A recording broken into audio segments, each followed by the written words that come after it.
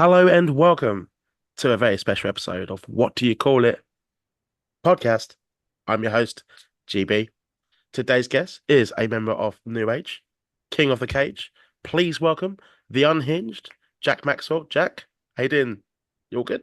I'm I'm very good. Thanks for having us on. No problem at Pleasure all, to be mate.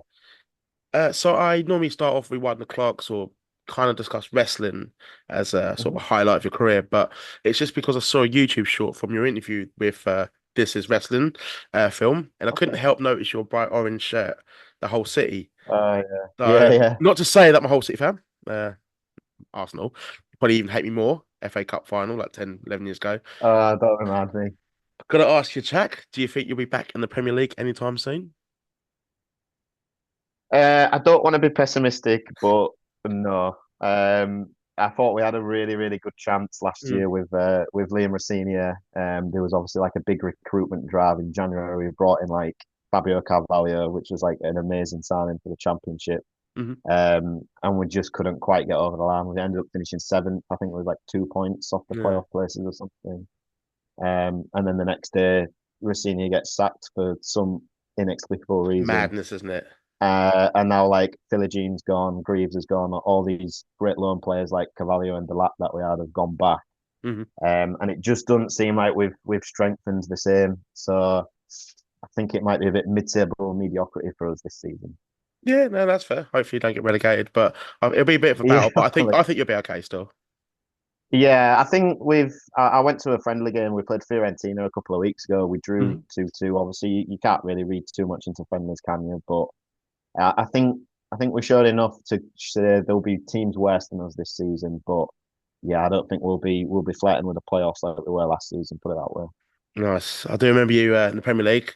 Sort of my only memories of whole City in the Premier League was Phil Brown. I'm going to talk Yeah. about the infamous team talk, half time on the pitch, and no idea what he's thinking. Sort of reactionary, sort of behaviour. One part of me kind of understands it, but I think just in that public forum, you just can't do it. Mm, Billeting the players like yeah. that, and then Jimmy Bullard, sort of in retaliation, like couple of weeks later, and then fucking Yeah. mimics what he does to team talk as a Yeah. celebration. Amazing. It, it, it was mad because we like that season we had an unbelievable start. Again, I don't want to rub it in. We actually beat Arsenal 2-1 at the Emirates. I think it was maybe the second team to win there. hmm Because you had such a great record at home up to that point.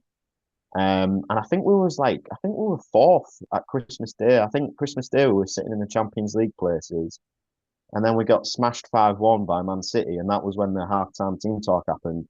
And then we just plummeted after that. We ended up staying up by like a point. Newcastle ended up going down instead. And then the next season we were just terrible, and we went down quite comfortably with about three Mm. games to spare. So and obviously we came back with Steve Bruce a couple of years later, but God, I forgot yeah, about Steve Bruce era. I couldn't name yeah, fucking yeah, things that off my that head. was it was his team that got to the FA Cup final, and Yeah. again we were Oh 2 yeah, nil you up was like against 2 these up, guys wasn't as you? well. 2-0 up inside 10 minutes, and Yeah. I was there at the game. I thought, I can't believe this. I can't believe we're actually gonna win the FA Cup. And Mm. then as soon as Cazorla scored that free Oh, that kick free and kick. made it Fucking two hell. one, I thought, Yeah. yeah, I thought the tide's turned here, and they're going to end up. We're going to end up running out of steam, and then obviously Ramsey won it in extra time for you guys. That was a good You got the game first though. I trophy in just like 10 years or whatever. remember whole seats were battling it, but then Ramsey, I miss him a little bit, but you saw how well he did at Juventus and on loan at Yeah, Rangers and then missing that penalty. It's like, fucking that was his peak though, wasn't it? That season, like, hell. didn't Yeah. he scored like 20 goals? That Didn't was he when it came from up, was it second the team? every time he scored, like a Yeah, celebrity would die? yeah, it was like the Ramsey curse, wasn't it? Oh my God. It's the first time I spoke Yeah. about the Ramsey curse on the podcast. We're off to a good start, mate. But yeah, So, it was a real thing. yeah, but no, I remember that final FA Cup final 10 years ago and take us all the free kick. Magic, magic. Yeah. Um, I want to discuss your finalist look. So when it comes to the UK wrestling scene, I think you certainly stand out with your Thank attire. you. So I want you to explain to the viewers sort of how you came up with it. Was there sort of an inspiration, like specific inspiration, or did it just kind of happen over time? So I always wanted to look a bit different to everyone else because I think, it, like you said, there's kind of like the proof in the pudding is when people stand out, it really catches your eye. hmm And I sort of looked at the scope of things and I thought, well, everyone wears either tights or trunks or some kind of variation on that. There's no one who I mean, there are, you have like your IRSs and your Mankinds and stuff like that from over time that have kind of wore like the suit and slacks. Yeah, Um, but I just thought that would be a cool way to go. I thought like two of my favorite films are American Psycho and Fight Club, and so I sort of took the great fucking protagonist. films. I can actually stand up Yeah, and cough on them too. I sort of took the protagonists of those films and thought, well, that's kind of how they dress, so I think that's how I'm going to dress. The Jack Maxwell character wouldn't dress like a stereotypical wrestler, like he Yeah, wouldn't have stitched trunks or anything like that. Union So Jack flag on your singlet and yeah, exactly. It just won't happen, would it? So that was kind of why I went that path. Like I remember thinking I could maybe do like a Dean Ambrose, Luke Harper, and maybe wrestling like jeans and a vest possibly. But yeah, I thought again because at that time this is like the sort of late 2010s. Like Dean Ambrose was like one of the most popular guys in all of wrestling at that point. So I kind of thought if I wear jeans and a vest, then people are just going to think I'm a rip-off of him, hmm especially because the characters have some similarities as well with like the lunatic and like the unhinged aspects of it. So yeah, that was why I decided to end up going for like the formal dress code instead. hmm You pull it off, mate. But I've got to ask you, when you are Thanks. in ring, how long did it take for you to kind of adapt to it? So wrestling in the trousers and the shirt. Surprisingly not too long because again, I'll probably let you in on a little secret here, but the trousers, they're not actually like formal, work slacks. They're like stretch fit chinos, so they are quite comfortable. They're quite breathable as well, so they don't there's no real I might completely jinx it now. There's Yeah, no real danger of them like splitting or anything like that. Um the biggest thing for me, it was wrestling the black shirt with the black trousers, yeah, especially if I'm wrestling on a hot day, especially if I'm wrestling inside in mm, like a low ceiling venue where there's lights and everything. yeah. That was a real killer. I remember like wrestling Hardman Dan before at an Evo show, and we were the main event, and we were meant to do a 20-minute match, and then we got told right before I went out, oh, can you spread it to 30 because the rest of the show's gone a bit lighter.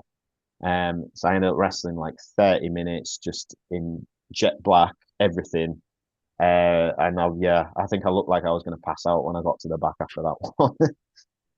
He's a good opponent for you, by the way. I've seen a match you Yes, two have had. yeah, he's probably one of, if not my most frequent opponent, actually. We've wrestled a good 4 or 5 times now Mm. and then even teamed together a couple of times as well. So he's Hadman Dan's definitely like a frequent collaborator with Jack Maxwell, either as an affiliate or as an enemy. Just a great name, by the way. I love the name. As you Yeah. sort of touched on a little bit like IRS and Mankind, and I touched on Jack Maxwell, but I want to know before you became Jack Maxwell, the origins, sort of the beginnings. What made you a wrestling fan in the first place, mate? So I actually got into wrestling quite late. I was 11 years old when I started watching, which people might listen to that and go, well, you were still a kid, which is absolutely true. But Mhm. I think that's quite a mature age to start watching it. I think you'll know yourself because of how many people you've interviewed. They'll probably say like, "Oh, I was 5 years old or whatever." Yeah. Or my first memory was watching wrestling. People get into it really, really young, and 11's kind of the age where most people like grow out of it, so to speak. Um, but that was the age I was getting into it. So I started like everyone, a very casual fan. I only knew WWE. I didn't even know wrestling existed outside of WWE for about a year or two, and then I found out about TNA. And then my dad took me to an NGW show, and that was when I got my first taste of what British wrestling was like. hmm But I would probably say I was a casual fan from 11 to about 16. And then at 16, I like really started getting into it where I was at sixth form at the time. And I was like racing home from sixth form in my free study period so that I could watch wrestling. And that was when I started to think, yeah, I'm a bit more than just a casual fan now. Like this is really Mm. something that I'm not going to grow out of, like they always say. Um, so that was when the wheels probably started turning about actually, could I give this a go? And like, is this something I could do? And then And my dad took me to another NGW show when they started running City Hall, and there was a flyer on the seats basically said, if you want to give it a go, here's where we run the training. And it was pretty much then where I was like, I was 19 at the time, and I sort of thought, if I'm gonna give it a go, I've got to do it now because if I don't do it now, I'll Mm. never give it a go. And you might And then I'll regret it. just end up, yeah, I'll end up regretting it if I'm 30 and then I never even gave it a try. You know what I mean? So I thought at 19, I'm still young enough where I can make a real go out of this. And Mm. went with my brother. Unfortunately, my brother doesn't wrestle anymore, but I never really looked back. I went that first session, and since then I've been training like every single week, pretty much.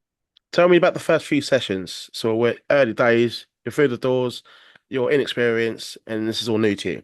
But tell me sort of when you walked in, just the first day of training. I remember like really not knowing what to expect. I remember thinking, on the one hand, like this could be full of like children, and they're just like playing on crash mats, and I'm gonna walk in as this 19-year-old kid and be the oldest one there by a mile. Mhm. Or it's going to be these real like tough looking guys, and just this pipsqueak 19-year-old. I weighed like 9 stone at the time. I'm just going to get absolutely bullied basically. And it was kind of neither of those things. Like I walked in, and yeah, you did have some younger 15, 16 year olds there, but then you also had adults there. It was just a real eclectic mix of people from all different ages. I remember walking up to the doors, and it was like a garage shutter, and just hearing these bang on the outside. It sounded like it was a shooting range or something inside. I didn't realize at the time, but obviously it was just people taking bumps in the ring. And I think my first session, you go over your basic holds, your bumps, and things like that to make sure that you can safely land. Yeah. And um, seem to remember my second ever session, we were going over finishing moves, but I had no idea what I wanted my finishing move to be at the time because I'd just got into wrestling, from like a training Mm. perspective. And then Kaz Crash, the guy who was the beginners coach at NGW, was like, "Well, who's your favorite wrestler at the moment?" And I went, "Oh, well, it's Dean Ambrose." And he was like, "Right, you're going to do the dirty deeds today." And since that, I've never taken that DDT out of my arsenal since then. I still use it as a Ah, finisher so that's today. where it's sort of come from. Yeah, Yeah. that the DDT along with a backstabber are my Yeah. finishes these days.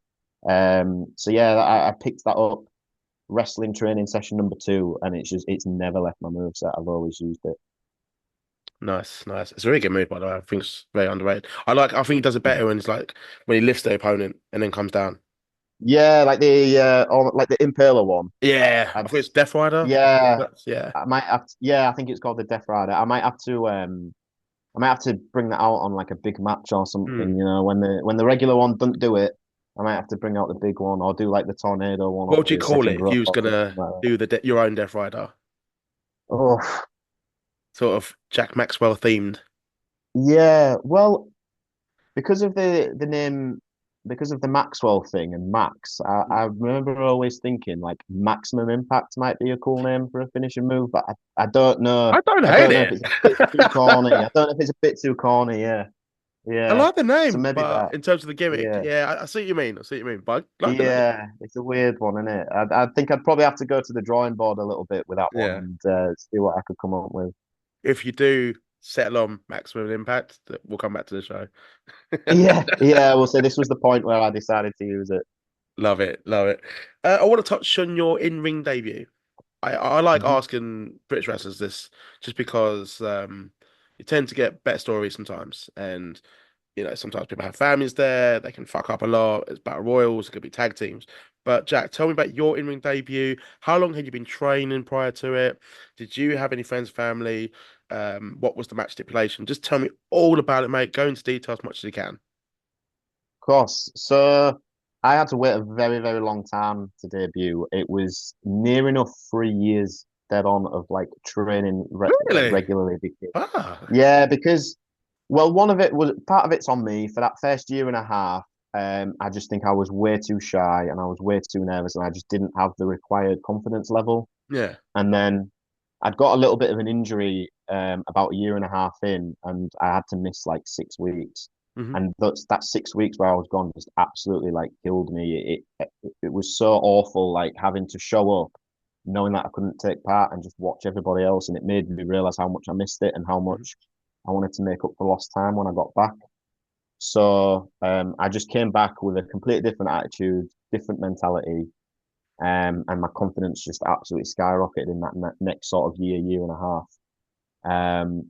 Obviously, I was training with NGW as well, which is like uh, one of the Quite top professional. wrestling Yeah, it's promote. Yeah, it's one of the top promotions, and they were having these proving ground shows, which were classed as like academy shows. But the standard was getting really high. Like you had guys like the Reese and Jack Bandicoot on these shows who were like mm, this some of the top wrestlers in the UK, right? So it was very difficult to just get on the shows at all. So I think that's why it took me so long to get to that point. But I'm so glad that I did because I think I'd have taken the easier option and maybe gone to a mm. different school where it was a Might not little been bit ready at the easier. time.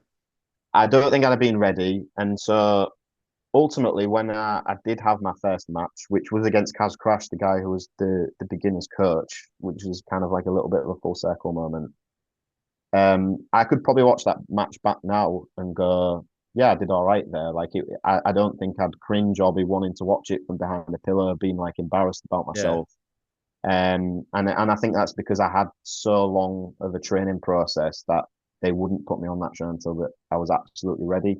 Hmm. Um, so yeah, my first match was against Kaz Crash. It was at the Beverley Memorial Hall. It was on a proving ground. I didn't have my family there because they was on holiday at the time. They were visiting. They were visiting other family that I had down south. Yeah. But some of my friends they decided to come, and so it was great that they were there. Although I debuted as a heel, and my friends didn't understand that, so they were cheering for me. Yeah. But even when I meant to be the bad guy, you know what I Yeah. mean? So yeah, You can't knock I him for it, wrestled but it's Kaz. like, guys, Yeah, no, you know what I mean? It's like, guys, I appreciate the support, but at the same just like, time, like, shut the fuck up. yeah, can you try and play along with the rest of the crowd, please? Yeah. Um, so yeah, I wrestled Kaz Crash, and we had it was like a solid 8 minute match, and obviously Kaz Crash won. But yeah, my memories of it were really good. I was fortunate as well that when I started with NGW, when I finally did get put on the shows, they put me straight into a rivalry as well with a guy called Nino. I was like a ref. I was like a dodgy, crooked ref that had kind of like turned bitter. The fact that I thought I was good enough to be a wrestler, but they didn't believe in me. They only wanted me to ever be a referee. So that was kind of like I kind of had like that Brad Maddox like Oh storyline, God, when he yeah, with first came Ryback in and and when same he month. was the ref and he screwed Yeah. Ryback. Yeah, I kind of had like that storyline when I first started. So that was really cool because not many people get to debut in storylines. They just do squash matches or battle royals or rumbles Mm. and things like that. And they went, no, we're going to give you this rivalry. We're going to have the opportunity to cut promos and things like that. Which I think that's the thing that they looked at me. I think they went, yeah, he might not be there yet from an in-ring perspective. Like he still has a ton to learn. Still do have a ton to learn. But I think they always saw like a natural talent for promos and things like that, and they knew that I could talk, not so much talk people into a building because that's a very Hmm. arrogant thing to say, but you know what I mean. I could cut promos where they could Good put with it your out online words. and people, Yeah. yeah, and people would go, oh, like that's interesting. I won't mind seeing that kind of thing. That is one thing just to take away from the story. For me personally, just seeing your stuff and talking to you in general is like I'm sort of astounded that you were sort of shy of confidence at one point. Mm, Just to see where you are in wrestling right now, and if the viewers haven't seen your stuff, and when they do see your stuff after this interview, see your matches and your content and your promos, they might be amazed as well. Like, oh shit, this guy was, at one point was nervous. Confidence wasn't yeah. there and shy, and yeah, I Jesus, know. I think we all are as well. Like deep yeah, down, again, this is going to super like pull the curtain way back, but I think all wrestlers get incredibly nervous backstage. I almost think it's a bad thing if you don't get nervous because I think that shows that you don't really care. I yeah. think it's important. It's important to get nervous, but it's just important to not let them get the best of you, I suppose. And but yeah, like I think we're all deep down, we're all we're all very nervous individuals. No, definitely, man. Just see my first few interviews on this podcast. Fucking hell. Like, got my like Yeah. beanie hat on and hoodie's like, hi, welcome to what you call it podcast. I'm your host, GB. Like, fucking hell, mate. I cringe a little bit, but at the same time, Yeah. it's helped me develop, and I've gone back and watched it Of and said, course. okay, I can change this. Okay, cool. People Yeah, aren't necessarily ripping on me yet, so I can learn from it. yeah, yeah. That is the most important thing as well. And I think having that self-awareness to be able to watch yourself back and go, "Oh, that wasn't that good. This could Yeah. help." I think that only makes you improve as well. Like being your own biggest critic, it can sometimes you can sometimes get in your head a little bit about it, and you can sometimes be a bit hard on yourself. But I do think it's important Mm. to be able to criticize yourself and know where you need to improve.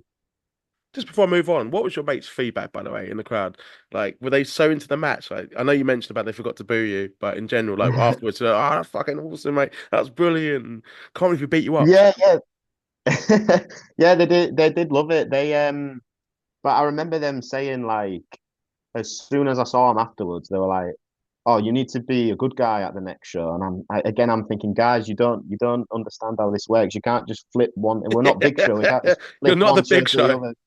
Yeah, we can't just flip face and heel one show to the next. Yeah. They just really wanted to cheer me. That's all. And um, I think they found because they'd known me for so long. I think they found it odd that Mm. They people in the they can crowd switch off didn't like themselves. me. Yeah, they found it odd that people don't like me and people are booing me and they want me to get beat and stuff like that. But they're to be fair, they're not wrestling fans like the Yeah. guys and girls that I went to school with and whatnot. But they have always been supportive of me. And whenever I do one of these podcast interviews, I will always send them the link and more often than not, they do actually Hey, check it out lads. and Yeah. yeah, exactly they do check it out and they are interested to hear about my journey and how things are going, which is Yeah. great.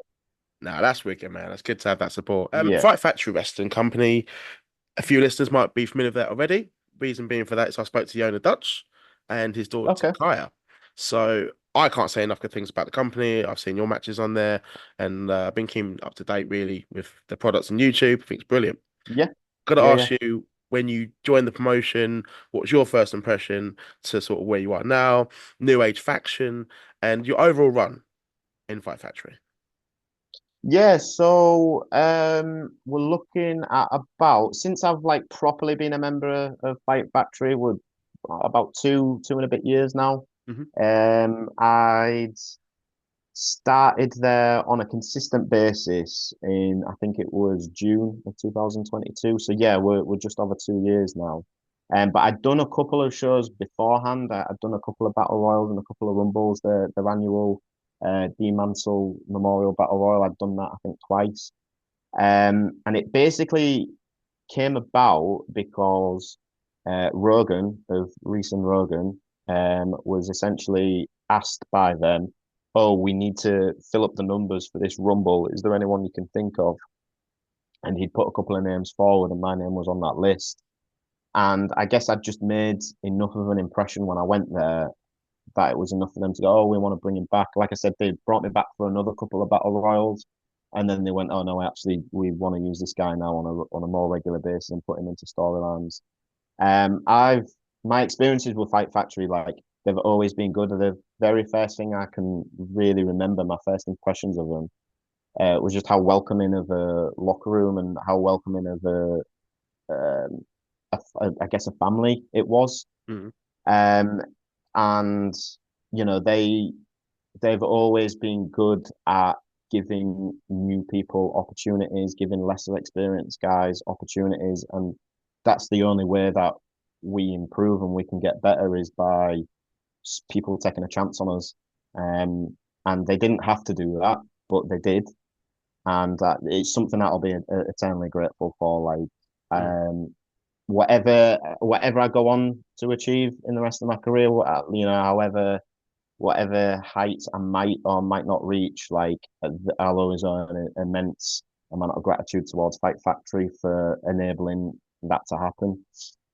But going back to the new age thing, so I'd done like might have only been like two or three singles matches when I was asked basically that they're going to put this stable together and you're going to be like the top heel faction and it's going to have like the world champion is going to be the leader of it and do you want to be a part of it? And I remember being kind of blown away by it that I was so new there. Yeah. And like I said, I'd done a couple of battle royals and then I had like two singles matches maybe.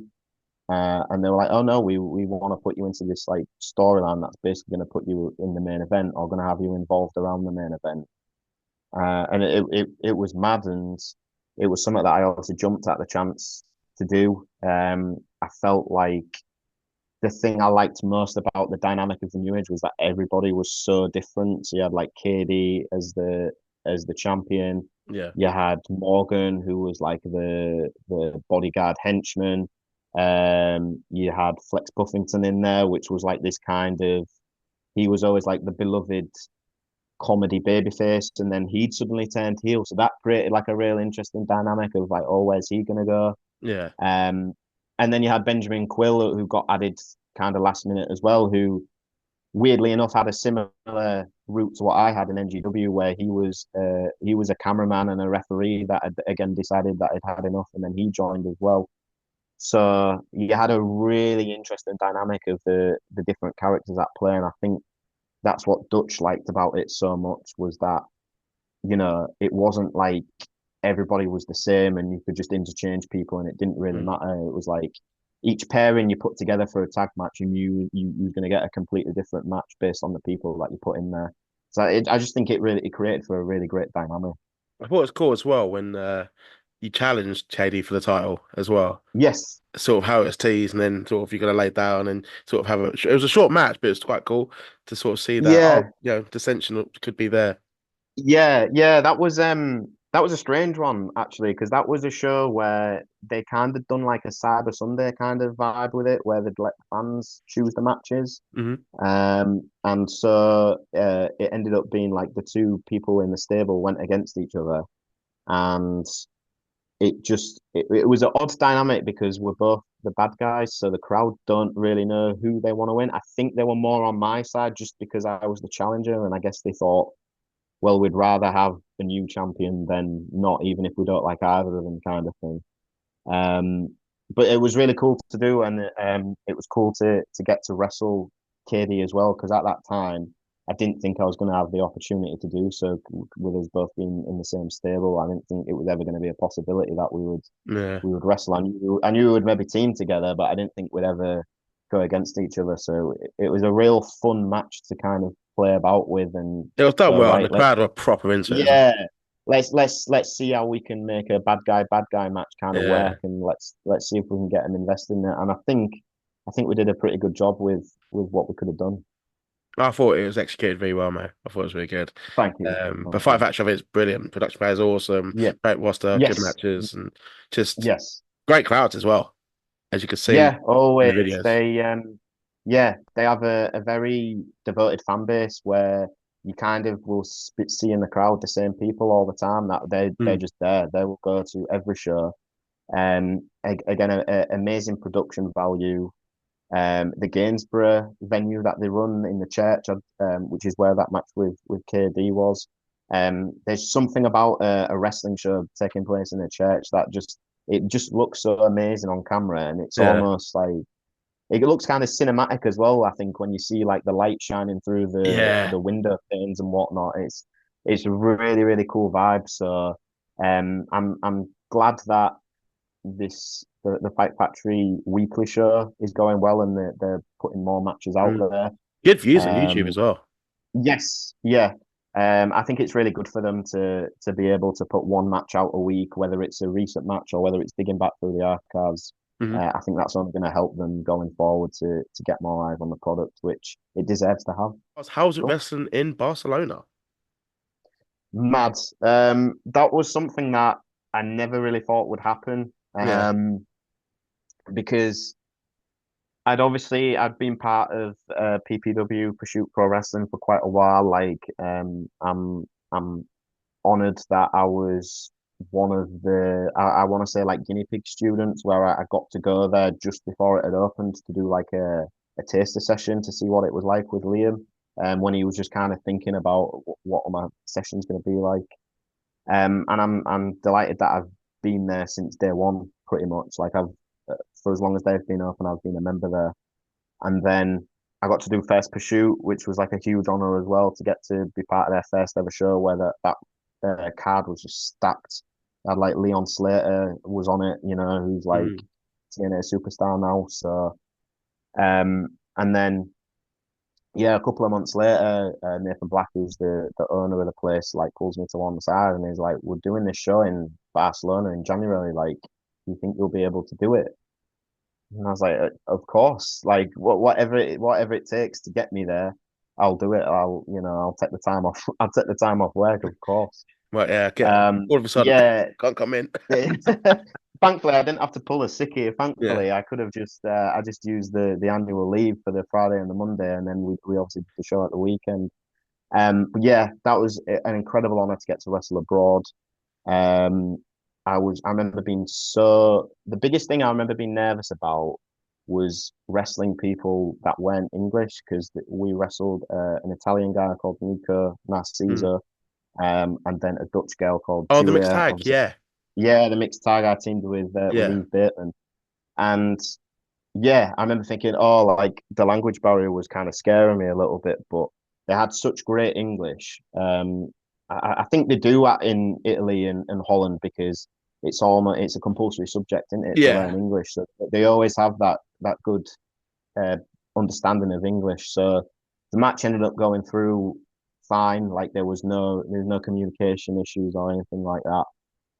But just a real wild experience to get to wrestle in front of a non-speaking crowd, but um, it felt so rewarding when they booed us and they got behind us and they chanted at us because it's like we don't even speak their language, Yeah. and I guess just through our aggression and our body language, that's enough to tell them, oh, you're not meant to like these people, kind of thing. Um, yeah, I just felt an immense sense of pride that we was able to pull that off and that was able to have a good match. And if I never get anywhere higher as far as like my career goes, I can always say Mm. I got paid to wrestle in a different country, which like 90% of British wrestlers I don't think can say No, that. So you can brag about it, yeah, and I'm pretty certain yeah, it's if a it's not in humble brag, yeah. Barcelona, it'll be somewhere else in Europe or Yeah, even further. yeah. It's a humble brag and something that like that'll always be on my wrestling CV, so to Yeah, speak. So yeah, just an immense, amazing experience, and eternally grateful to PPW and Nathan Black from Liam Slater for allowing that to happen in the first place. that's wicked, man. That's makes me happy to hear that experience was so Yeah, good. Jack, one last yeah. question. Normally asked about the dream dinner guests, but I'm going to switch it just because the Beatles poster behind you just been eyeing me up. Name your favorite three Beatles songs, if you can. I know it's a Yeah, hard one. I know it's so gonna be a hard one. And I think you, oh, mate, you think you got the answer already. Come well, my number one with a bullet is Penny Lane. I love Penny Lane for some reason. It's so it's just a which completely goes against my character. And again, I'm completely breaking kayfabe here, but it's such a jolly, upbeat song.